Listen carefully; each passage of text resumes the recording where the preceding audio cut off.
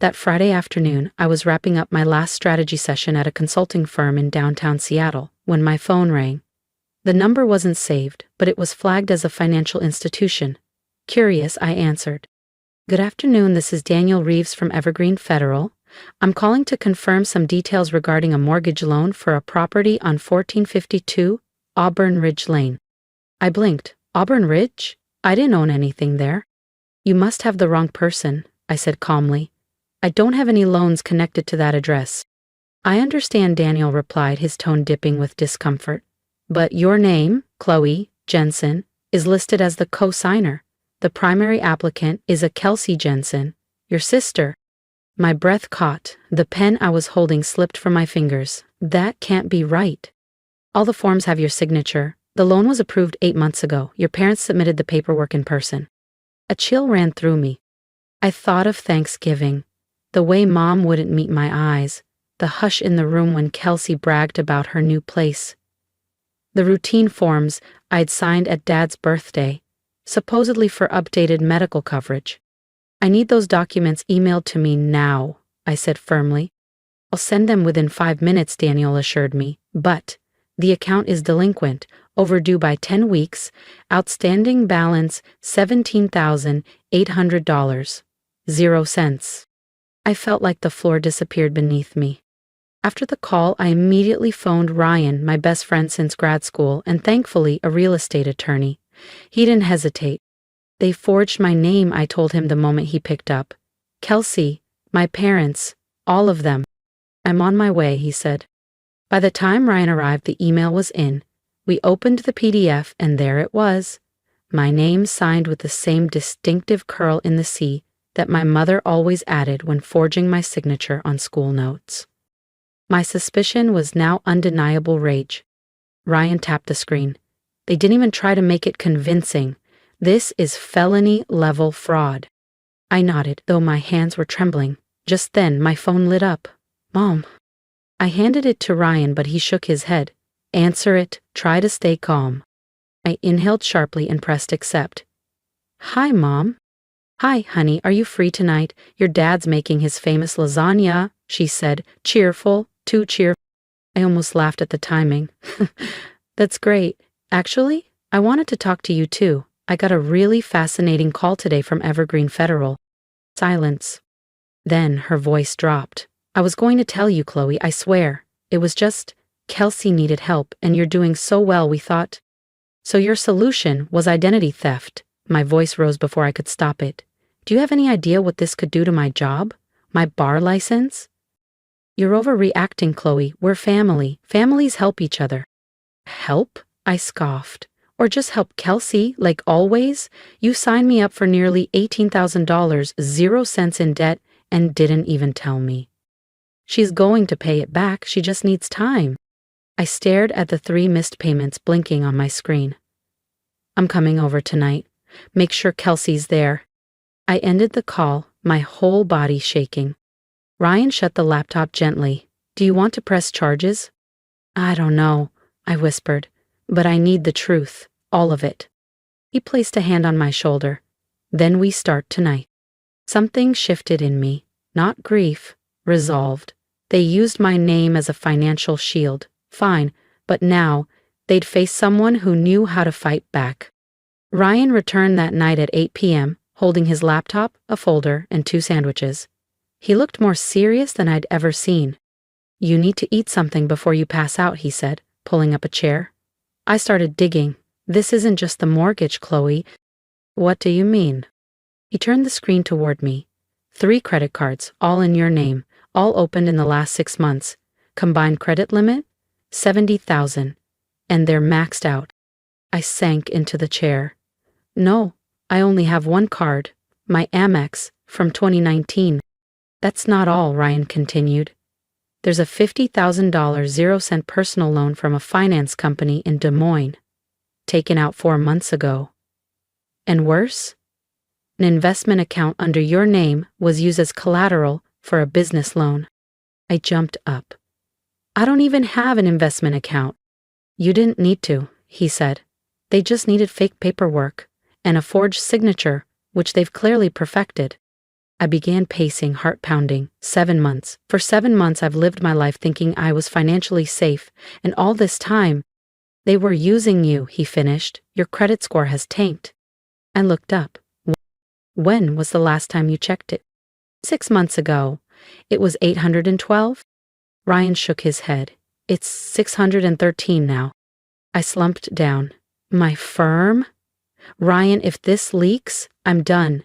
Even being the account holder is enough to raise red flags. That's why we act now, he said firmly. I've contacted Nora. She's a fraud analyst at my office. She's agreed to help, but we need every document. How much damage are we talking about? He hesitated. So far, about $292,000. 0 cents. Could be more. It felt like I'd been punched. Almost $300,000. Not from my mistakes, but from the people who claimed to love me. My phone rang again. It was Kelsey. I didn't answer. We'll take it step by step, Ryan said, opening a folder. First, freeze your credit reports. Then we file identity theft affidavits and notify each financial institution. I nodded slowly. My name, my signature, my life. They thought I wouldn't fight. They forgot I'm a lawyer. If I'm the target, who knows what else they've done? Ryan nodded gravely. I'll coordinate with Nora, but I think we should bring in an independent legal analyst. Someone to audit every transaction linked to your accounts. A thought hit me like a lightning bolt. Wait, Mom borrowed my laptop twice last month. Said she needed to check an old email. Ryan looked up. And? Kelsey was at my office on my birthday. She stayed late, said she wanted to help me organize files. She could have accessed my financial dashboard. Ryan opened his laptop and pulled up my remote login history. A few clicks later, he turned the screen toward me. There it is. An unauthorized login from your mom's IP address, 20 minutes after Kelsey left your office. I stared at the timestamp, my throat went dry. They didn't just take advantage of me, they orchestrated it. What do you want to do next? Ryan asked. I looked him in the eye. The decision was made. Tomorrow night, I confront them, not as their daughter, not as Kelsey's sister, but as someone who knows everything and won't be quiet. The next evening, I walked into the house where I'd grown up in Bellevue. Everything looked the same, familiar, but foreign. The outdated floral couch, the faded photo of our family at Mount Rainier, and the smell of Mom's roast chicken, the one she always made when she was hiding something. Kelsey sat at the table, red-eyed. My dad stood silently at the stove. My mom looked up and forced a smile. Chloe, you made it, she said, like it was just a casual visit. I didn't answer. I placed a thick folder on the dining table. Let's skip the pretending. These are copies of every fraudulent account, loan, and investment opened under my name, verified by a legal investigator. Mom's eyes flicked toward the papers but didn't linger. Kelsey burst into tears. You don't understand, she choked out. I didn't mean to hurt you. I just needed help with the down payment and then things spiraled. Spiraled, I said, voice cold. You took out a $180,000 0 cents loan using my credit. You opened credit cards in my name. You pledged my investment account for your business loan. Dad finally turned around. She just needed a break, Chloe. You've got everything, why can't you give her a little? I stared at him in disbelief. So, stealing my identity is a form of support now? Mom stepped forward. We thought you'd understand. You're so successful. We didn't want to burden you with all the details. Forgiveness isn't on the table tonight, I said quietly. Kelsey clutched my arm. I'll pay it back, I promise. I pulled up a photo on my phone and showed her. You spent over $9,000 0 cents at a spa last month and $3.50 on handbags. How do you plan to pay that back when you don't even have a stable income? Silence, just the ticking of the kitchen clock. I don't know, Kelsey finally whispered. Exactly, I said. And if you all think family means using someone's life and reputation like a credit card, then maybe we're not speaking the same language anymore. Mom broke down into sobs. Please, Chloe. If you report this, Kelsey will lose her house. I looked at my sister, her eyes full of panic. Then I looked at my parents, the people who raised me to believe in honesty, now standing here hoping I'd stay silent. I've already spoken with my attorney, I said firmly. Tomorrow, I'm filing an identity fraud complaint with the State Financial Crimes Unit. Dad's jaw tightened. You're taking your own family to court? I'm not taking anyone, I said, steady. You put yourselves there when you used me without consent. Kelsey whispered, You can't do this, I'm your sister. I met her gaze. You were. But you're also the person who sabotaged the life I spent a decade building. She said nothing. Mom collapsed into a chair, sobbing. My father stared at the ground. Kelsey stood frozen, guilt etched into every line of her face. I walked to the door, then turned around. This isn't revenge. This is justice. Because if I stay quiet now, there will be a next time. And I've got nothing left to give. I opened the door and walked out, leaving the silence behind me. The betrayal and the same tired excuse. We're family. But for the first time in my life, I saw it clearly.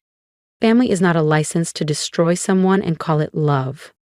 3 days after I confronted my parents and Kelsey, I sat in the sleek corner office of Solstice James, a senior financial analyst who consulted with our law firm. Ryan had made the introduction, and within 5 minutes I understood why. Solstice didn't speak much, just typed steadily, her eyes flicking across my documents like she was decoding an ancient riddle. I sat beside her, heart racing, cold sweat sticking my blouse to the chair. Chloe, she finally said, almost 2 hours in, we have a much bigger problem than you realize. My stomach dropped. How big? She turned her monitor toward me, big enough to involve the FBI. I stared at the screen. Dozens of flagged transactions were highlighted. Your investment account has been used as collateral for a fund called Riverpine Growth Fund. Ever heard of it? I shook my head. No. Exactly. It doesn't exist. But several members of the Red Maple Golf Club, where your parents are regulars, have been funneling money into it for months. She pulled up a spreadsheet that made my eyes spin. I traced $5,200,000 0 cents, through at least 4 intermediary accounts, 2 in the U.S., 1 in Belize, and 1 anonymous holding in Luxembourg. I pushed back from the desk. Oh my God. It gets worse, Solstice continued, calm and unshaken. They didn't just use your money. They used your name, your photo. They created fake emails showing you as the fund manager. She nodded. The address was nearly identical to yours, --c.jensen.consult@gmail.com. They used a spoofed e-signature based on your real contract templates. I suspect a keylogger was installed on a shared device, possibly your home laptop or office computer. I covered my face with both hands, my pulse thundering. So, they didn't just scam me. They used me to scam others? Exactly, Solstice said. People believed they were investing in a secure fund run by a respected corporate attorney. They trusted your public image. Just then Ryan walked in, coffee in one hand and his jaw tight. I just got a call, Chloe. Your dad and another man tried withdrawing $200,000, 0 cents, from a flagged joint account. The bank froze the transaction in time. Good, Solstice replied. We need to block every possible leak. If they move those funds offshore, they'll vanish. I shook my head. What about the victims? Has anyone come forward? Solstice exhaled. Not yet. They're mostly older. Some are close friends of your parents, others old classmates of your mom. That hit harder than I expected. The people who trusted my family most, they were the ones paying the price. There's someone you should meet, Solstice said. She stepped out and returned moments later with a familiar figure, Mrs. Helen Ward, my old high school English teacher and my mother's close friend. Hello, Chloe, she said gently. I stood up. Mrs. Ward, I'm so sorry. She shook her head, her voice wavering. I believed in your family, in you. I thought you were running the fund. They showed me emails, figures, your name. I trusted them. I trusted you. I had no idea, I said, my voice cracking. But I swear, I'm going to make this right. Ryan nodded. We've assembled the full case file. We're submitting it to the Federal Financial Crimes Task Force tomorrow. Solstice added, we've compiled a complete list of victims. Once the investigation begins, each person will be notified and offered legal support. I looked toward the whiteboard beside her desk. Names, amounts, bank references, transaction dates. It looked like a spiderweb of fraud, and I was the center of it. How much time do we have? I asked. Not much, Ryan said. They're panicking. If we wait, the money could disappear into layered accounts beyond U.S. jurisdiction. I clenched my jaw. Then we act now. That morning, we walked into Auburn Ridge Bank headquarters with our compiled file, hundreds of pages of forged emails, manipulated investment reports, server logs, and proof of identity fraud. Frank Delaney, the branch manager, stood up as we entered. His expression was a mix of confusion and tension. Chloe, I just met with your parents this morning. They said, you're trying to ruin their reputation, threatening them with a lawsuit? I calmly placed the thick file on his desk. Then I suggest you take a good look at what I brought. Frank sat down and opened the binder. As he flipped page after page, the composure drained from his face. Solstice pointed to one chart. That's the Riverpine Money Trail. It's a fake fund. The transactions connect directly to flagged offshore accounts, Belize and Luxembourg. Frank's eyes widened. Oh my God! I leaned forward. You've known my family for years. But this isn't about relationships anymore. It's about the truth. And I'm done being used. Frank didn't say another word. He just kept reading, his silence louder than any apology I never received. All mortgage applications, credit card openings, and investment activity originated from a single location, your parents' home, Solstice said, her tone grim. We also pulled device logs. The system linked everything to one personal laptop. The same model Kelsey brought into your office on your birthday. Ryan nodded tightly. It's the same device that accessed your email archives remotely. This wasn't an accident. It was premeditated. Frank Delaney, the bank manager, closed the folder, now visibly tense. We'll escalate this to our internal legal team immediately. I'll also initiate a full account freeze on all connected profiles. We've already submitted our report to the King County Financial Crimes Division and the Pacific Northwest Bureau of Investigation, Ryan added. They're dispatching agents today. Less than an hour later, 2 plainclothes officers entered the bank, Detective Elise Hope and Deputy Inspector Marco Morales. Ms. Jensen? Elise greeted me with a nod. Thank you for your cooperation. The evidence is strong. It's time to bring in the involved parties. I waited in a back conference room while Frank called my parents and Kelsey, inviting them to return to the bank to clarify some paperwork regarding the mortgage. They all agreed immediately, probably thinking they could bluff their way through one last time. When they walked in, my mother smiled like we were meeting for brunch. Frank, it's so nice you called. We figured we'd come clear things up with Chloe before things got blown out of proportion. My dad nodded curtly, avoiding eye contact. Kelsey couldn't even look up. Exactly, I said, sliding a thick folder across the table. Let's clear things up. That's evidence of identity theft, wire fraud, and the operation of an unlicensed investment scheme. The room fell into silence. Kelsey's hands trembled. My mother flipped through the file with panicked speed. My father's face flushed crimson, his jaw clenched like it might snap. Hello, he growled. What do you think you're doing? I'm stopping the 3 of you from continuing to ruin my life and the lives of at least 14 other people. You called it helping family, I call it what it is. Organized crime. My mother slammed her hand down. You'd put your family in jail over this? Over a few missteps? Kelsey is your sister. No, I replied, locking eyes with her. She's a participant in a financial crime ring. I'm pressing charges regardless of the last name. That's when the 2 officers stepped forward. Gordon Jensen, Mary Ann Jensen, Kelsey Jensen, Morales announced. You are under arrest on charges of aggravated fraud, identity theft, and operating an illegal financial fund under false credentials. My mother recoiled. This is a mistake. She's the one making this up. Kelsey burst into tears. I didn't know about the offshore accounts. I just helped them talk to friends. I didn't mean. My father stood up, but Elise moved in. Sir, I strongly suggest you remain silent. Anything you say can be used against you in federal court. As they were let out, my mother glared at me, eyes full of disbelief and rage. "You'll regret this, Chloe.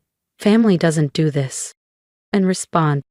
I just watched as the glass doors closed behind them. Ryan stepped beside me. "You okay?" "Not yet," I whispered, "but I'm finally on the right path." Later that evening, I checked my phone. Messages had started to pour in, from people I hadn't heard from in years. Most were from victims, thanking me for standing up when no one else could. A week later, the trial began in Federal Courtroom 6 in downtown Seattle. I sat in the front row beside Ryan and Solstice, gripping my prepared statement as the court filled with legal teams, media, and victims. Across the aisle, my father sat in a dated gray suit, his shoulders hunched. My mother looked pale, occasionally glancing at me with tearful eyes. Kelsey looked like a ghost. Skin dull, hands shaking, lips chewed raw. Judge Ramirez opened proceedings with a stern tone. The defense relied on overused excuses, pressure, confusion, poor judgment, family miscommunication. But when Prosecutor Lee Whitaker stood, the tone shifted. This wasn't a misunderstanding. It was premeditated. The defendants used their daughter's identity and credibility to orchestrate a sophisticated fraud ring, targeting older investors and family friends. I was called to the stand after opening statements. Each step I took felt like lifting weights, but when I saw Mrs. Ward and several other victims sitting behind the prosecution bench, I knew I had to speak. "My name is Kelsey Jensen," I began. "I'm a corporate attorney with Lockridge Consulting Group. Over the past year, my identity was used, without my knowledge, to open lines of credit, approve fraudulent investments, and construct a fictitious fund that stole from friends, retirees, and members of our community. I showed email records, IP logs, bank statements, photos of forged e-signatures, and finally, evidence of how my own family had preyed on the trust people placed in me." "I wasn't just betrayed," I said, looking directly at Kelsey. "I was used as a weapon to legitimize their crime, and I won't stay silent so they can do it again." The courtroom remained silent, but the message was loud and clear. Photos flashed across the projection screen. Red Maple Marina, South Florida. Each timestamp matching large withdrawals from victims' accounts. Gasps echoed through the courtroom. Mrs. Ward took the stand, her voice steady. "I only invested because I believed Chloe was managing the fund." Kelsey's attorney tried to separate her from the case, claiming she simply followed her parents' instructions. But that collapsed when Prosecutor Whitaker presented a job application Kelsey submitted, using my resume, my law degree, and even my bar license number, complete with a forged e-signature. The courtroom went silent. Judge Ramirez flipped through the case file for nearly an hour before he looked up. Based on the evidence, testimony, and charges submitted by the federal prosecutor's office, the court hereby sentences. You could hear a pen click at the clerk's desk. Gordon Jensen, 18 years in federal prison, no parole for the first 10. Marianne Jensen, 15 years in federal prison. Kelsey Jensen, 12 years in federal prison and permanent disqualification from all financial representation or fiduciary roles. Kelsey collapsed into tears. My mother went pale. My father stared ahead, vacant. All assets tied to the case, homes, vehicles, jewelry, and accounts will be seized for restitution, the judge added. Funds in international holdings will be recovered, with FBI cooperation. Mrs. Ward took my hand. "You did the right thing." I nodded, but inside I ached. Doing the right thing had meant losing my family. As they were led away, Kelsey looked back. "I'm sorry," she whispered. "I didn't know it'd go this far." But she had. They all had. And they kept going. The trial was over, but the healing had only just begun. A week later, I returned to Lockridge Consulting Group. Not as the obedient daughter, but as someone who had survived financial betrayal, by blood. 2 days after sentencing, the board emailed me an invitation to lead a new initiative called Reclaim and Rise, a support program for victims of family financial fraud. "No one is more qualified," the CEO wrote, "not just because of your skill, but because you've lived it." I stared at the screen. Part of me wanted to shut the door, but a braver part knew this was a beginning. I said yes. In our first week, I barely slept. Ryan, Solstice, and I built the foundation, launched a hotline, a website, a volunteer legal team. Within 10 days, over 300 people reached out. Most were elderly, women, or people blindsided by someone they trusted.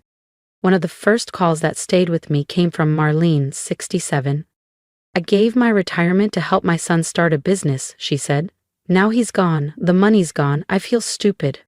No one's stupid for loving someone, I told her gently, but rising after betrayal? That's strength.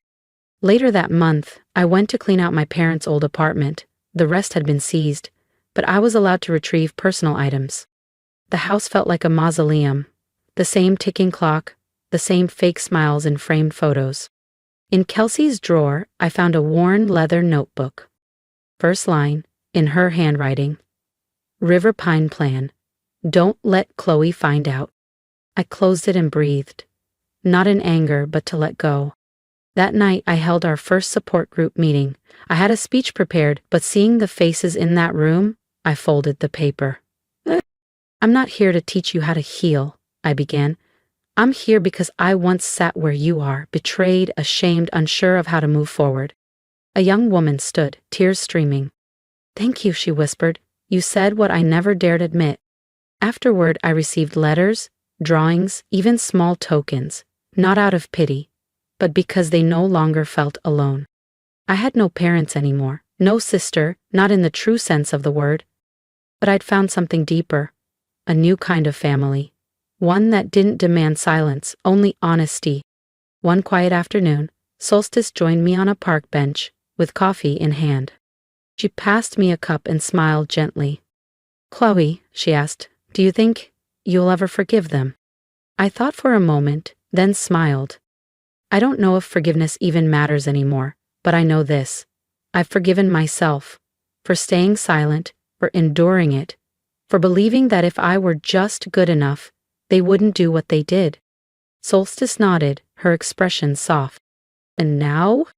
I looked out toward the Seattle skyline, where so many lives were quietly being rebuilt. Now, I use my voice to protect the ones who never had a chance. That's how I begin again. That's how I choose to go on. That evening, I stood alone in the small auditorium where Reclaim and Rise had just held its first national conference. The room was empty now, chairs stacked neatly. Warm golden light glowed across the stage where, just hours earlier, I had shared my story with hundreds of others. People who had also been betrayed by blood. In the corner was a table covered in handwritten notes, messages left behind by attendees. One caught my eye. I used to think I was weak for not being able to forgive, but thanks to you, I see now, sometimes the strongest thing we can do is cut off what's toxic. I held the note gently, tracing the shaky letters with my fingers. For years I believed love meant enduring, that preserving the image of family was sacred, but now I understood. Real strength doesn't come from silence. It comes from speaking up, from protecting ourselves and others from a cycle of deception dressed up as love. I used to be the daughter who tried to earn affection, thinking, if I worked harder, achieved more, stayed loyal, they would finally love me. But love isn't earned. It's given freely, with presence, respect, and care. And if it doesn't come with those things, it's not love. It's control. I remembered the day I testified in court, facing the three people I once believed were my anchors. The pain in that room wasn't just grief. It was transformation. A line drawn. Never again would I let someone go through that kind of betrayal alone. Since that day, I'd met hundreds of people. A single mother whose brother took out a loan in her name, then vanished. An elderly man whose daughter used his name to lease a car. A student crushed by debt because his parents used his identity to pay for someone else's tuition. Different names, same wound. The betrayal of someone you loved without question. I began to realize sometimes you have to redefine what family means. Family isn't blood. It's not about genetics or shared homes. Family is where you feel safe from harm, where trust is honored, where you don't have to shrink yourself to be accepted. I looked up at the conference banner behind the stage. Justice begins with truth. Ryan stepped in from the side door holding 2 cups of tea. He handed me one and took a seat beside me. "You did great today," he said. "Not just for what you said, but for how you made people feel seen." I smiled. I just don't want anyone to feel broken for choosing to walk away from family that hurts them. Ryan hesitated for a beat. "Do you ever think about forgiving them?" I looked out the window where the sun had dipped behind the trees. "I don't carry hatred," I said. "But forgiveness doesn't mean they get to come back. Forgiveness is for my peace, not their redemption." Ryan nodded. "Yeah, I get that." I turned to him, my voice firm. "I'm not chasing love from people who saw me as a resource. I'm building a new family now. One built on truth, on listening, on presence." I looked around the room, at the echo of voices still lingering in the air. People like you, Solstice, the survivors who stood up today and reclaimed their voice. I raised my cup. To truth, to courage, and to a new definition of family. Ryan clinked his cup against mine. To the new beginnings we choose. And as the city lights flickered outside, I knew my life wasn't tied to the people who hurt me anymore. I had lost a family, but I found myself. And with that, I began to rewrite what family truly meant. With my own hands. If my story resonated with you, if you've ever been betrayed by someone you trusted, or felt alone for choosing to walk away from toxic family ties, I want to hear from you. Leave a comment below. Tell me what part of my journey spoke to your heart. Your voice matters. And if you're still in the middle of your own story, know this. You are not weak for protecting your peace. You are not wrong for demanding better. Speak your truth, even if it shakes. That's where healing begins. Let's remind each other. We don't have to carry pain in silence anymore.